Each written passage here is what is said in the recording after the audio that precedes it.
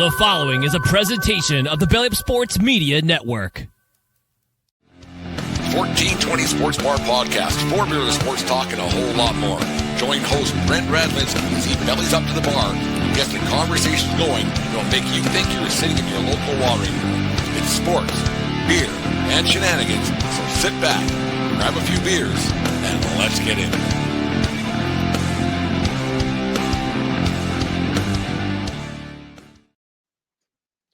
All right, 1420 Sports Bar Podcast, the morning shift, number 2. Today's show, as always, brought to you by SeatGeek.com, the SeatGeek app. Use promo code BELLYUP at SeatGeek.com today and save yourself $20 on your first purchase. Remember, we are part of the Belly Up Media Network. Go to BellyUpSports.com for all their great articles and other podcasts as well. And Aaron, let's Tuesday morning, got a day off to think about what happened in the Super Bowl. You actually probably had half the night on Sunday to not really put too much thought into that game, but if fly, Eagles, fly. Your Philadelphia Eagles are Super Bowl champions. Yeah, pretty cool, man. Pretty cool. I can't sugarcoat it. I was pleasantly surprised. I was actually shocked, to be honest with you. I picked it 33-30 Eagles. I mean, I thought it would be, back and forth and down to the wire. And yeah, I mean, the Eagles defense was the thing I was most optimistic about going into this game. And the fact they shut, Saquon really didn't do that much. And the fact that, Hurts in the passing game did what they did. I couldn't have scripted it better for my Eagles there. But yeah, it was surreal. I mean, I didn't think they could beat them that handily. I just didn't think that was in the cards. So no, I was quite shocked, but then you look back on it, and then actually me and Deanne were at the local watering hole having a couple for the first quarter and a half, a little bit there, and then it was basically over early. Early in the first quarter, you kind of had the feeling that this isn't going to go well for the Chiefs. It just the way the Eagles were swarming Mahomes, and they couldn't get anything going, no matter what the Eagles did on offense. It was over early. Did that did you get that feeling, or were you thinking, oh man, it was the Atlanta Falcons had a 24-3 lead over the New England Patriots a few years back? Was there any doubts, even at the half for you as an Eagles fan, at 24-0, you're like, this is still Patrick Mahomes, this one isn't over? Or were you cracking a beer or whatever it might be and saying this one's over, man? No, I'm always the type of person where I'm like, it's not over till the clock hits zero. Once I think it was 34. I don't know if it was 34-0 or 34-6 or something like that. Once they were up more than 4 scores, I felt pretty good. But even at 3 scores, I mean, it's I just thought Mahomes would find a way to maybe climb back and make it interesting at the very least. But no, I'm not the type of person where I'm like, man, this is over, because if you watch Philadelphia sports enough, I mean, you see them blow. The Phillies blew a 7-0 lead in the 9th inning to the Mets. So I've seen it all. I mean, so I was optimistic. I was feeling good, but I was like, we got a whole half to play. I was not saying this is over before it got really out of hand. I just was like, you never know. It just.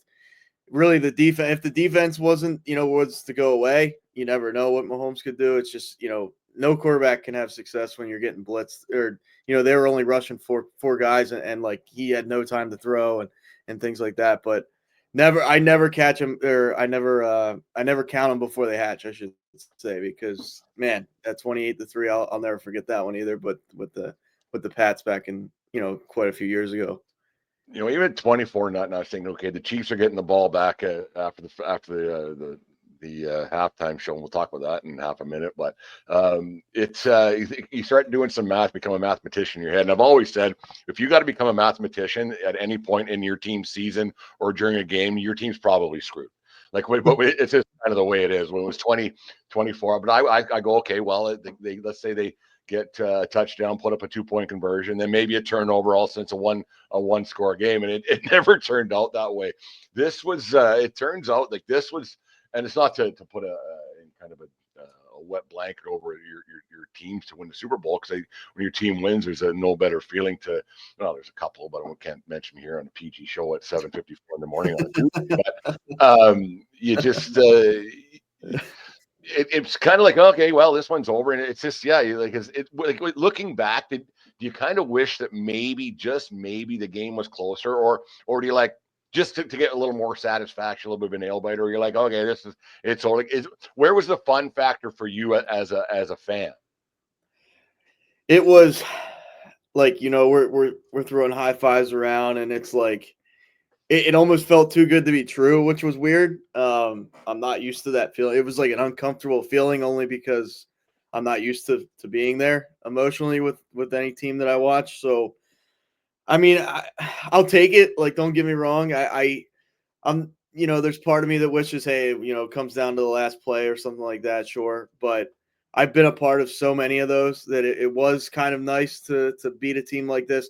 Now, everybody's still, my friends that I have that are fans of like the Giants and stuff like that.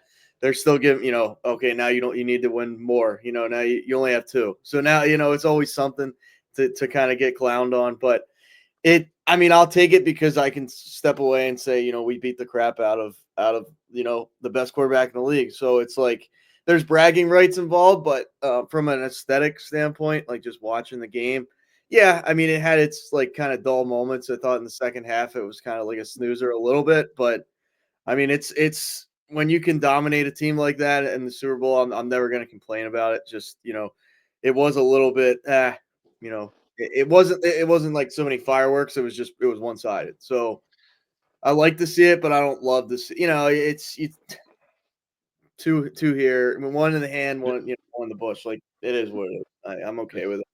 It's funny you bring up your buddies who are fans of different teams. They can't just let you. They can't just shut up and just let you have one. Eh? Like, it's always No, something. Like, no. yeah, okay, we just won like 3 minutes ago, and like, yeah, but's live in the woods, man. Like, who cares? Like, just let me have this for a week. Like, just at least give me to the parade, and then we'll start talking about next year or years gone by. But at least give me at the very least, give me a little bit of a chance to enjoy it. Like, was this game, and like, it's a historical beating on a team that was going for a something that's never been done in the Super Bowl, so 3 in a row, and being a part of the upper echelon.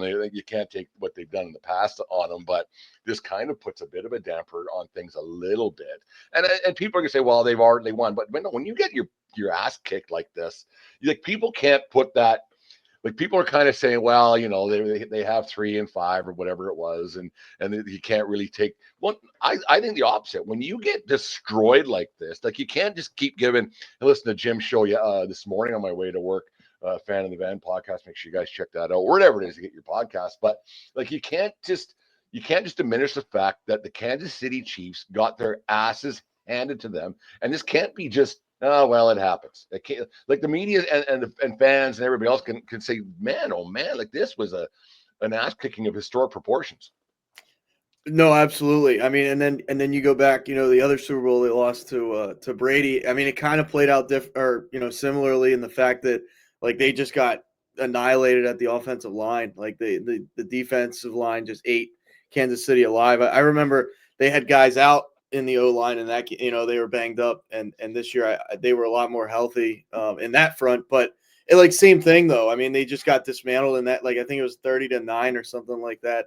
The final score. So both Super Bowls they've lost, they've gotten kind of wiped off the field. And even if you look at this score, I'm not going to like sit here and say, oh, the score wasn't the score, but it 40-22 sounds closer than it felt, like they threw that kind of garbage time touchdown. And I think, the Eagles had second teamers in there, so they kind of, let their foot off the gas to a certain degree. But yeah, I agree with you. I think to a certain point, when you get dominated in that aspect, it's a little bit like, yeah, they're still an elite team, and it's been a dynasty, but it's being dominated in the Super Bowl is just a bad look. You expect the Super Bowl to be like a nail biter, or at least a close game, competitive game, and when you're not competitive, it does take a little bit out of that, and it exactly was that. So everybody's saying, they were trying to do something that no one's done before. I get that, but it's the way it looked, right? It's the way, if it was a close game, they lose a close game. I don't think anybody's, okay, nobody's done it before, but it was, they got wiped off the field. So, Like, I think it was during halftime, Gronkowski, that great big brain that he has. He remembered that far back. I can't believe he could remember that far back. But he was basically saying the same thing you just did about how the Tampa Bay dominated them. The offensive line took over, or the defense took over, and making Mahomes run and on and on. And he was saying the exact same thing you just did. And then you get thinking when the game's over, and we're sitting here talking this morning that well, why don't more teams just do that? Like, to win as much as they have in the past, like, there has to be. Like, let's not say that Gronkowski's the smartest man in the room, because he's not, and you and I probably aren't the smartest men when it comes to football in the room, or maybe we are. But why don't more teams just do that? Like, put the pressure on, and just because if that's the formula, then that's the formula. They've only lost X amount of games over the years, and like, seriously, like a handful of games in the last 3 or 4 years. So why don't more teams just do that, or does it just come down to the thing there's just not enough talent on the opposition teams?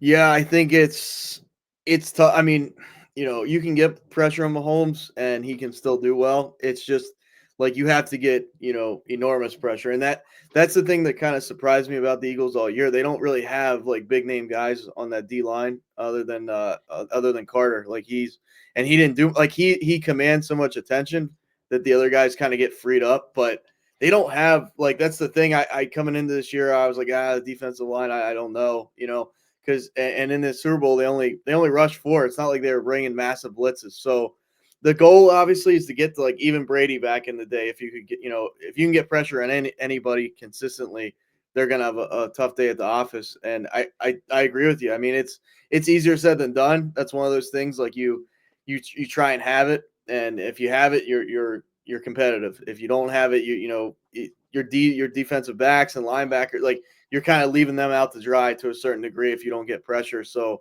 especially against a guy like Mahomes, he'll find people and he'll scramble out and make people open. But yeah, I totally agree with you. That's the recipe for success, is getting pressure and getting, the offensive line, defensive line, that's a huge thing.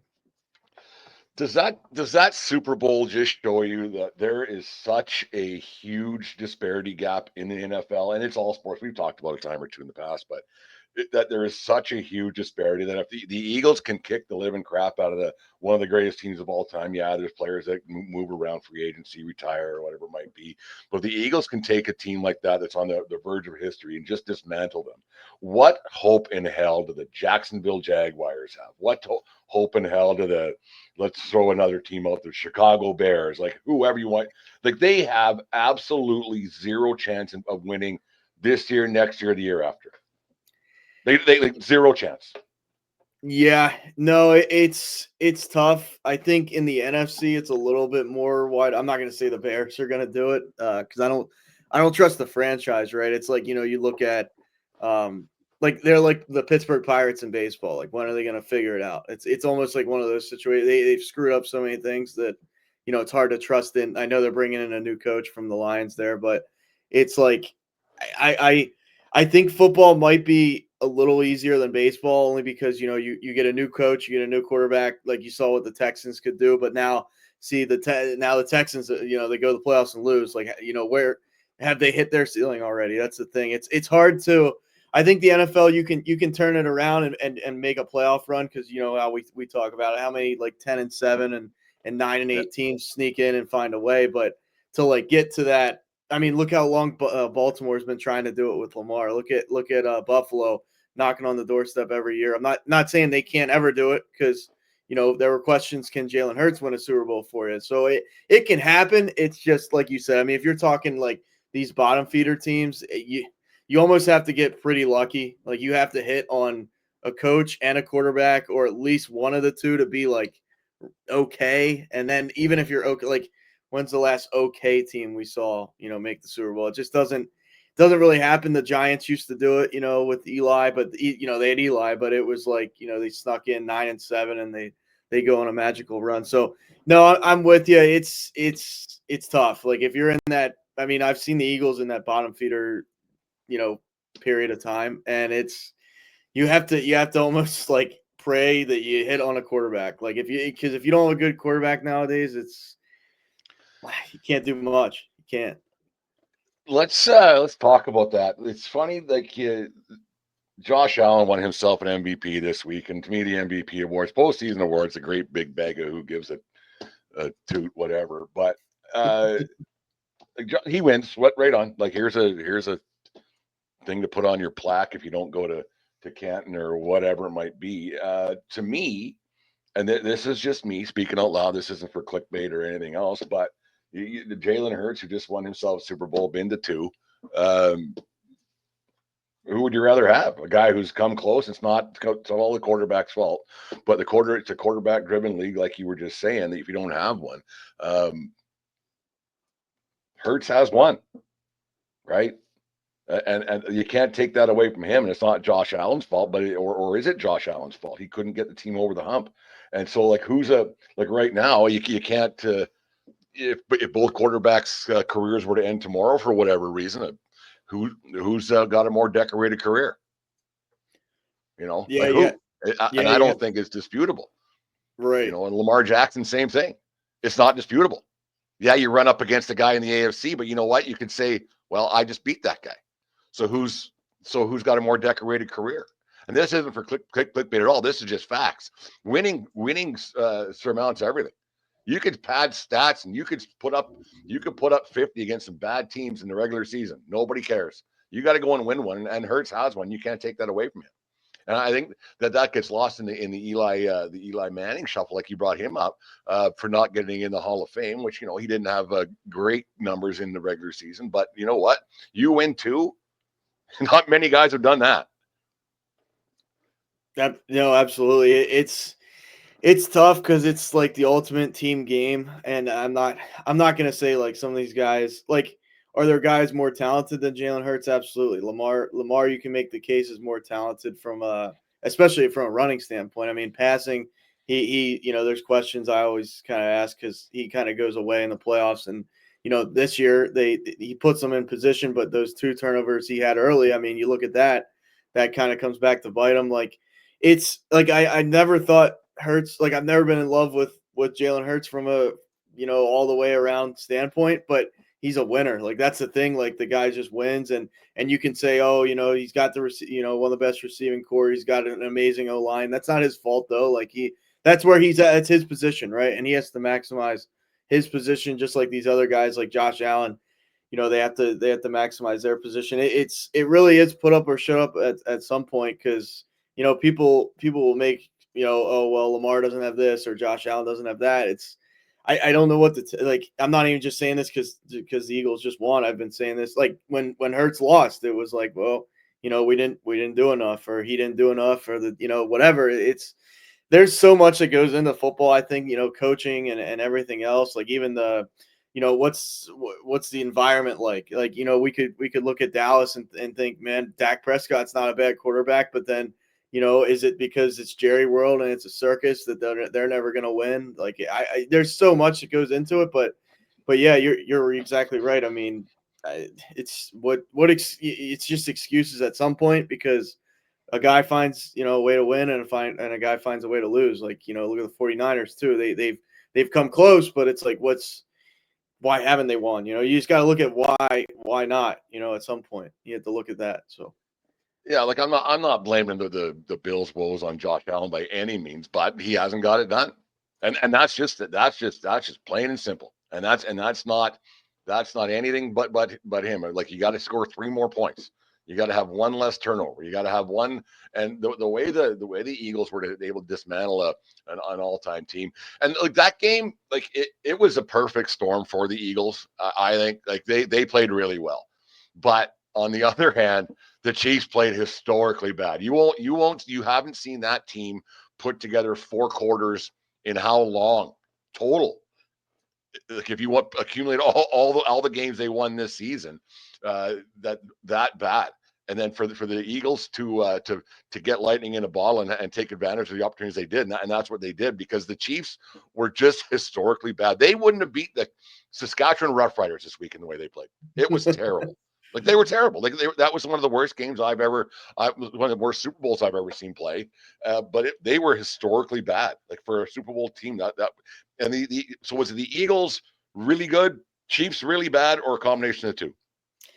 I think, I don't want to sound biased. I want to lean the Eagles just a little bit more good than the Chiefs bad, only because of like I've been harping all year on how good this defense is. I only say this because I haven't seen an Eagles defense like this since I was like in middle school, and I didn't even comprehend the game back then, to the point I do now. So like in the 08 was probably the last, they had Jim Johnson as their defensive coordinator. That's all I remember. But outside of that, I mean, you're talking, 15 years or so of just not good defense. Like even the Super Bowl they won against the Patriots, I mean, that came down to the last play. It was a Hail Mary from Brady there. So it's I want to say they got Mahomes off his spot so much that the fact that he threw 2 picks, I think he was flustered. I think he was just like either guys weren't open because of the defense was just covering him up, and he's forcing it.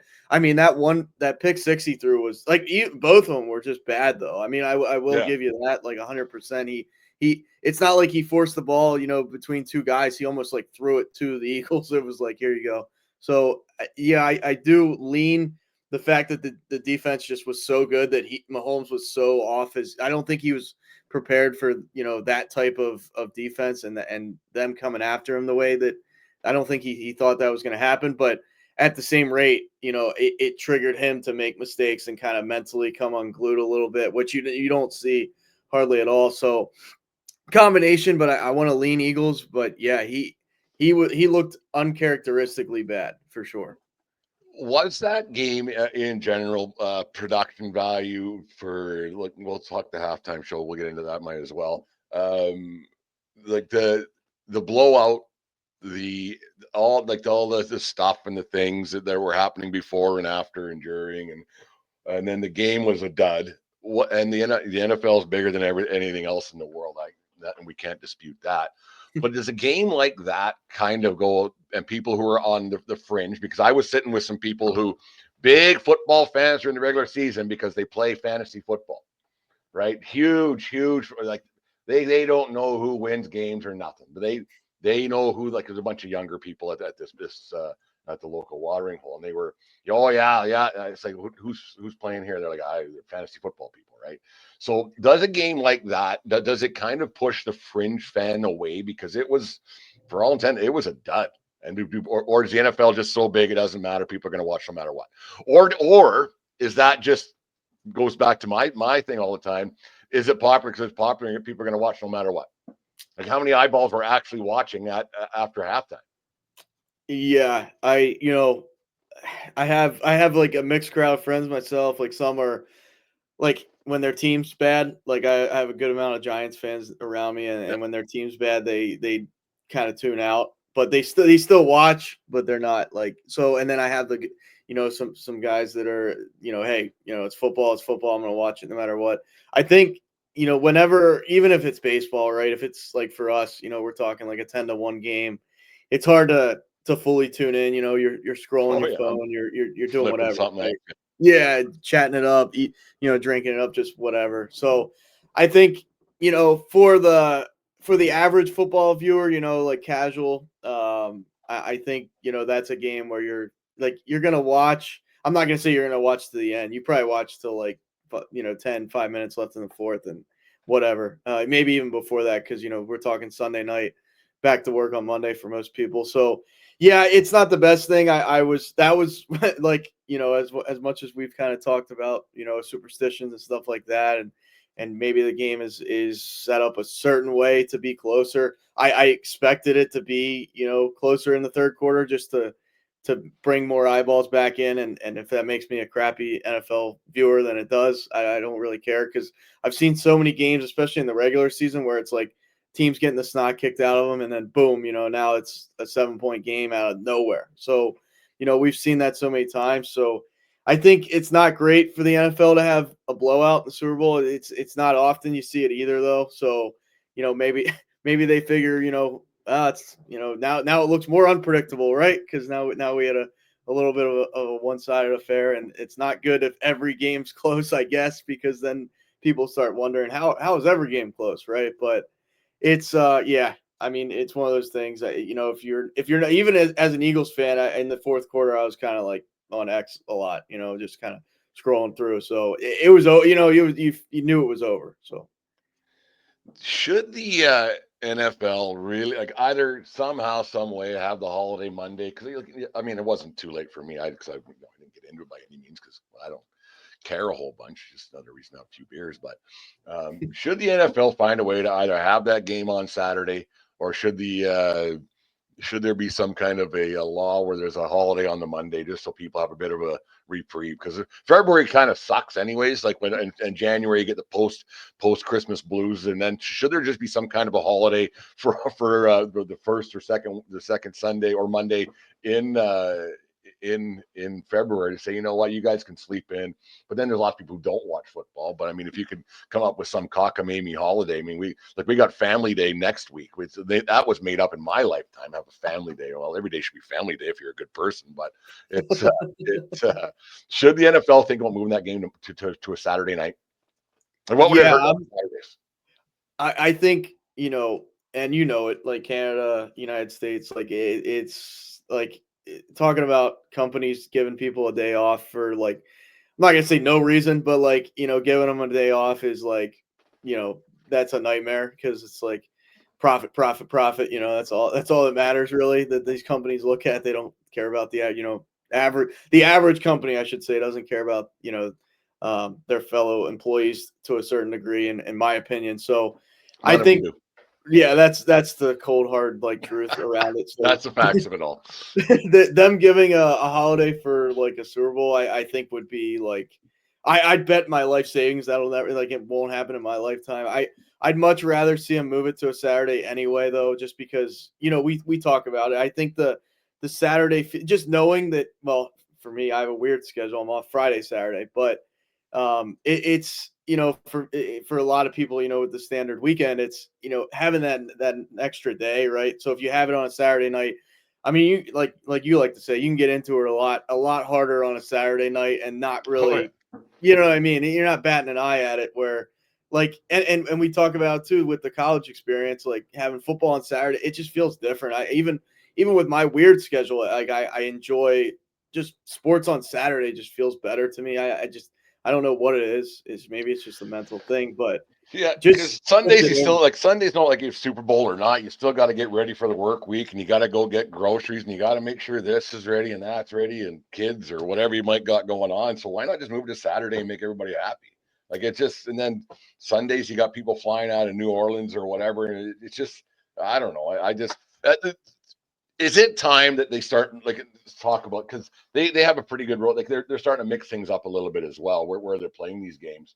But is it time because I heard a lot of negative reviews about New Orleans, about like it's time to get out of this place, and just people is it time the NFL, like, I understand that the cold weather it hurts the game a little bit, but if there's some domes here and there and everywhere else, should they just find ways to move this game around a little bit to give other people, other fan base a chance to watch it, and then not seeing the same old Arizona, New Orleans, Miami, and Atlanta, basically. And then they had it in LA a couple years ago, and they gave that one to New York a few years back, and they got really lucky with the weather. Is it time the NFL also just kind of like, maybe we need to get out of this same old, because it's got to be getting a little bit lame for people who go every year. It's the same old, and then the pregame, it's, yeah, you're down to French Quarter, right on.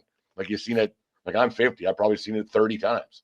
No matter what sport, it could be like the national championship for college football, or if it's this, or for the Final Four in basketball. It's like, maybe just change things up a little bit. Yeah, I'm in support of that. I've been one of those people that doesn't think it's a crazy idea if you shift it to like some college stadiums, because you're drawing like 100. Like, if you moved it to College Station in Texas A&M, that's like 100,000. Michigan, that's 100,000. Like, I have no idea why the NFL hasn't tried that. It's probably a logistical nightmare. That's got to be the only reason, because we know the NFL will do anything to earn a dollar. I mean, they'll do anything for that extra buck. So I mean, you talk about like Penn State, 110,000, Michigan, 112, whatever it is. Like, have these huge venues, right? Like that would be nuts, I think, to have a Super Bowl. I mean, I'm not saying a regular season game or something like that, but a game like this, LSU, like some of those stadiums hold like, a tremendous amount, and the NFL stadiums, I think max are like 70, 80,000. I think Arrowhead's like 80 or whatever, but that's what I mean. Like, why not even take it up a notch and put? I know most of those, outside of the SEC schools, like Alabama Stadium, hold 100,000 as well. If you want to keep it in warm climates, I mean, move it to like one of those type of venues, or, I mean, even if you want to shift it around to a Michigan, a Penn State, where it's a cold weather. I agree with you. I think it's kind of the rinse repeat, and like the Eagles have played in like two that I remember too, like the Minnesota when they won. That's an indoor field, and then New Orleans is the indoor field. I'm not a big dome guy. I think it takes away from it a little bit. It just doesn't, like, you can't have the planes flying over and everything. Like, it's just, I don't know. I'm not a dome. I don't like dome in baseball either. Like, I don't like that the Rays play. Well, they won't this year, but it's This year. Wow. it's Situation yeah. I don't there. know. Yeah. What do you think the college stadium would? Like they just probably haven't tried it because of money or something, like rights or something Well, like that. I think it can't be because of it could be because of rights, but and it can't be because of TV production value, because the cameras that they're available to have at most of these places, and the production value for TV, and like you said, Alabama, they're on every Saturday, so I mean it's not like they don't have instant replay and enough. Like I don't know why they don't try something different. Is there enough hotels? There has to be. Like there has to be, because these places they bring in, like these college teams, like they bring in not just 100,000 people that watch the game inside the building, but the 20 to 30 to 50,000 tailgating outside. So it's not like there's not enough real estate for all this to happen. And like I don't understand why they don't try something different. So like I said, the New Orleans thing, that's all right. Yeah, Harry Connick Jr. again, and this guy again, and the French Quarter again, and Brady. Like it's just the same thing every year. I don't know. I think it's just time for a little bit of a change. Let's get to the halftime show. It's not what we talked about last week here on the morning shift. I'm a 50-year-old white guy from Canada, and it just wasn't my thing. And I like the and I'm not. This isn't a political thing at all. Like it's just not. Like if I was to have the volume off and just watch it, hey, there's dancing and things and stuff, and all right, well, it's good enough for me. My problem is I didn't know what the heck the guy was saying. Like that was my problem. So I got, and I still don't. Like I was going to get some transcripts of what because I've never been a big hip hop rap guy. But that was my biggest problem, Aaron. Like you're a lot younger than me, but that my biggest problem with that whole show was I didn't know what the heck Kendrick Lamar was saying. Right? And that's a Brent thing. Right? That's nobody else's fault. That's just me. What were your thoughts on the halftime show? And keep political bias out of it, but what was your thoughts on it? See, I'm not like they're so like in my generation, right? There, most people like that music, and I do to a certain degree. I'm not a big. It's artist by artist for me in the hip hop game. Like I've never been huge on Kendrick Lamar. I just like when The Weeknd did it, I was okay with that one. That's more like that's not really hip hop. That's like R&B style ish. But Yeah.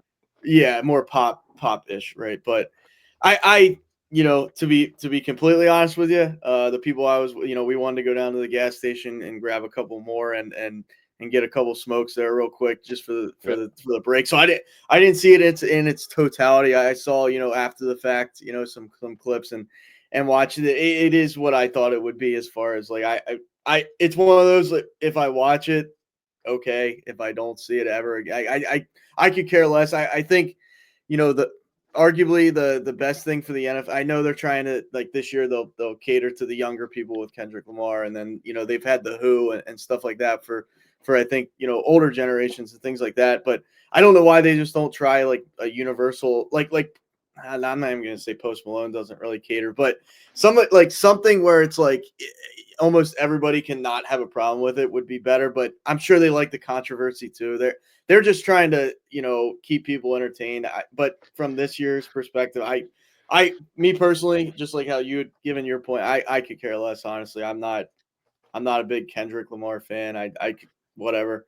If people are into that, that's fine. I just not Not for me either. So I'm Yeah, with you there.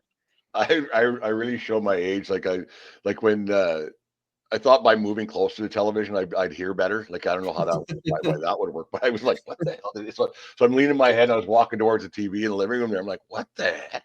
And I just couldn't understand what he was saying. And that's just a 50-year-old white Canadian guy. It's just like I don't know, man. It was weird. That's it. The year's over. Football. That's it. Success for your team for sure. Can they bring it back next year? The way too early prediction, 14:20 morning shift, brutally honest sports. Can they bring it back next year? And what's got to happen for the Eagles to repeat? Because right now they're the best team in football, and then there's no argument. Yeah, it's like I said, it's pretty surreal still. I'm not trying to take it for granted because you never know when you get back. Team's relatively young. I mean, actually, very young. The free agents that are, to maybe depart from the team aren't like substantial. I mean, they, some good players, sure, but nobody insanely impactful. So I actually think, to be completely honest with you, I think they could, just because almost all the core would be there. I think re-signing that linebacker Bond that they brought in would be huge. He's a free agent, but outside of that, I mean, yeah, it's not like the team they assembled in 2017 where they just threw a bunch of guys together for 1-year deals and kind of made it happen. This is a team that should be together for a while, or at least a couple more years. So I think they could. Anything can happen. It's very hard to go back, but I do feel more positive than negative that they could.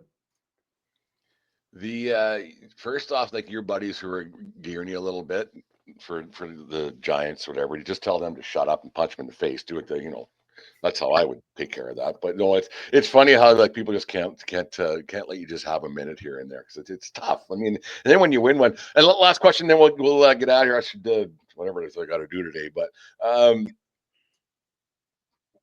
let's say if you could, would you rather? Okay, here it is. Would you rather your Penn State Nittany Lions win a national championship, or the Philadelphia Eagles win a championship, which they did? Well, if we're talking like right here, right now, since I saw the Eagles won it in 2017, I would rather see Penn State win it just because I haven't seen that, and they've been that as you guys say, like licking the jar. They Yeah. that's all they do. It seems like that's all they ever do. So, yeah, I much rather have seen Penn State win it, honestly, just because I've already seen the Eagles win it, but.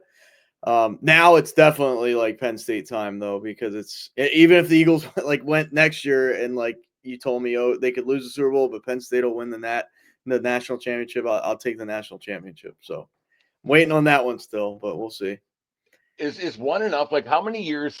I talked about this before. Like how if you win a national championship, it gives that franchise or a World Series or a Stanley Cup or an NBA championship. It probably gives that franchise 10 years. 10 years and you can be mediocre, no one's going to care because you can sell Barkley jerseys. Even if you were to retire tomorrow, you can sell Hurts jerseys and Barkley jerseys for at least 10 years. Am I off base on that? Because look at it, like the Cubs, they're coming up on there was 2016, so they're in their 9th year and people are still talking about it, right? I mean, it's a different story because they took 106 years to win one, whatever it was. But does winning a championship forgive all sins for next year or years to come? Like you get that one, people are going to love you forever. They name schools and highways and streets and whatever after you. Is this basically a free pass to be mediocre for a few years? You don't want to be, but can you afford to be?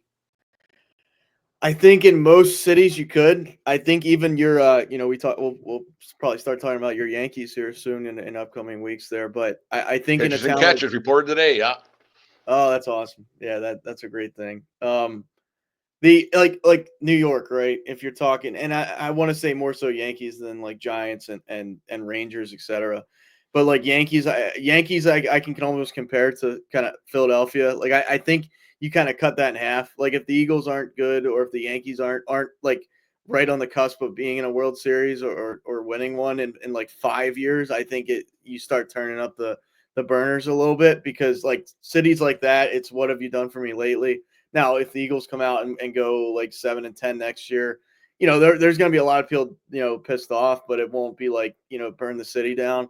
But if they would like 3 years of like under 500 or not even like, going to the playoffs and losing it doesn't take much time for these fan bases to kind of be like, okay, well, what now? Like, it's so I think in most places, like, you talk about the Cubs, they didn't do it for so long, or like the Red Sox, they didn't do it for so long that, that gave them a lot of grace. But like in towns like Philly, New York, where it's like I said, what have you done for me lately? It's you can't fall off the mountaintop for a while, because those fans will humble you quick. And it's I say 3, 4, 5 years. It's like, all right, now what? Like you get a couple years of, but I'm telling you, man, there's people will eat you alive. It's even 2 years sometimes. It's like, okay, what the hell's going on? So I think I think maybe because football people are nuts, and they just mad when they get through the turnstiles at the front gate, and they're just ready to punch somebody just when they go watch a game, whatever. But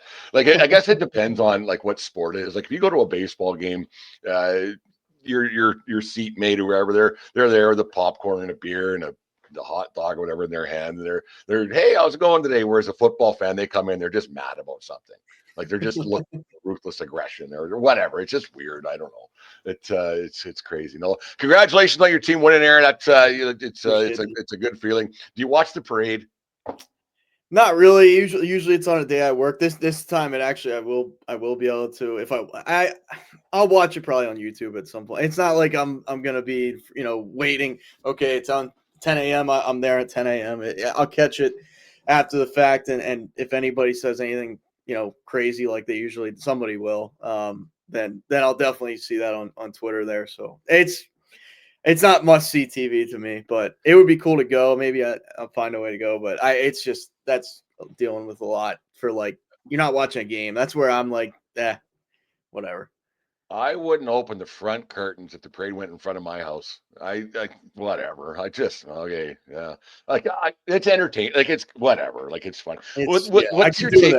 Yeah, we'll get out of here in half a second. But what's your take on? And every city does it, and every time the championship is won, and every fan base gets all rambunctious. Usually not real fans who wreck things and tear down lights and signs and it's always funny. Like my city, every city does it, and I guess Philly just gets a bad rap for being Philly. But what was like when you see those people starting to wreck shit? It's kind of the same thing as media. Do you go there? Those aren't the real fans. Those are people probably going to wreck stuff just to wreck stuff because that's what they do. Man, that's a little tough for me to defend them there, just because, like I said, I think I compare Eagles fans to Yankees fans when they're hostile, right? Like, I'm not saying every Yankees fan, right? But like, you see clips online and they're just going like ape shit, like just screaming in the camera about the Astros or whatever it might be. But it's like there's definitely a I'm not going to say a huge portion, but there's enough Philly fans that I will believe that will smash things and like it's a rambunctious group. It's not like we're not in the Midwest. You're not talking about a team that's just if they like the Braves fans, they're just there, right? That's it's they're a different breed. So I'm not going to say they don't deserve a bad rep, because I guess they kind of do. Whatever. I mean, it is what it is. If you hate them, they almost thrive off of that too. So they're going to do what they want to do. Nobody's going to stop those people. It's going to be that way to the end of time. So it is on. It is on. Like I said Aaron, earlier, congratulations on your team winning. And then next week we'll do this again on Tuesday morning. The opening shift 1420 Sports Bar podcast, talking some baseball next week, pitchers and catchers. Things are going to start to get warmer right across the world now, and pitchers and catcher reporting. It's always a sign of that spring's right around the corner and the snow's going to melt. And it'll snow 3 more times. We'll complain about that, but it's just the way it works. But no, thanks for doing this again, and we'll chat next week. Yep, thank you. Always a pleasure. There we go. 1420 Sports Bar Podcast, 4 Beer Sports, talking a whole lot more. Remember, it doesn't matter where you are, it's who you're with. Have a great day, folks. We'll talk to you later.